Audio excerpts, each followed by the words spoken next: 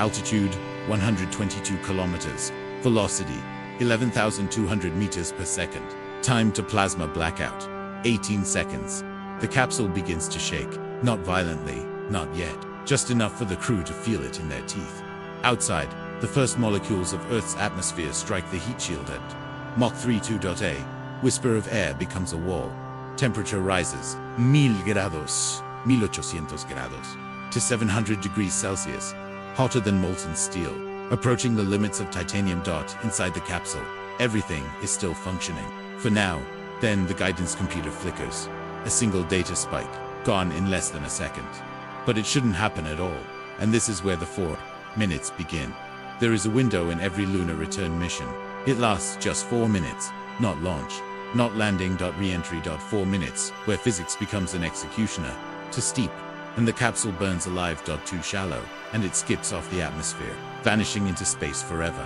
There is no engine burn to correct it, no abort mode, no second chance. Once you hit lunar return velocity, you are committed. At these speeds, you are not entering air, you are compressing it into plasma. The capsule hits Earth's atmosphere at over 40,000 kilometers per hour. Faster than any aircraft, faster than orbital re-entry, only slightly slower than escape velocity. The air cannot move out of the way fast enough, so it compresses.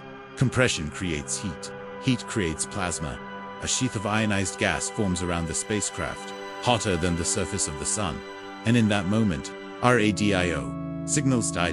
No communication, no telemetry, no help. From mission control's perspective, they are already gone. There is no rescue. No spacecraft fast enough to intercept. No trajectory that allows turning back.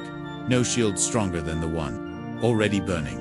If anything fails, they burn, or they bounce, or they break apart under extreme G-forces. But the moon is not just a destination, it is a test. Every mission returning from the moon carries more than astronauts. It carries the future of deep space exploration.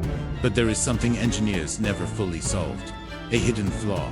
During re-entry testing, decades after Apollo, engineers found something subtle. Uneven erosion patterns on the heat shield. Tiny hotspots forming where they shouldn't. At lunar return speeds, even a 1% thermal imbalance can become catastrophic. The fix was a new heat shield, new materials, new bonding systems, but it has never been fully tested under real lunar return conditions with humans on board. Not completely, not perfectly, and now that uncertainty is inside this capsule. Altitude 100 kilometers. The plasma sheath ignites fully.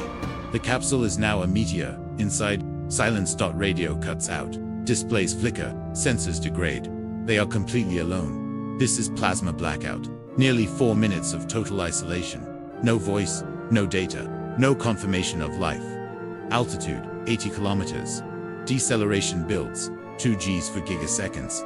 6 Gs. The capsule vibrates violently. Not turbulence. Pressure. Every bolt, every seam, every weld is under stress. If anything is imperfect, this is where it fails. There is a narrow corridor through the atmosphere. Too steep, and it burns. Too shallow, and it skips into space. No correction is possible. Only physics is in control. Then the anomaly returns. A sensor spike. Then another. Heat readings fluctuate.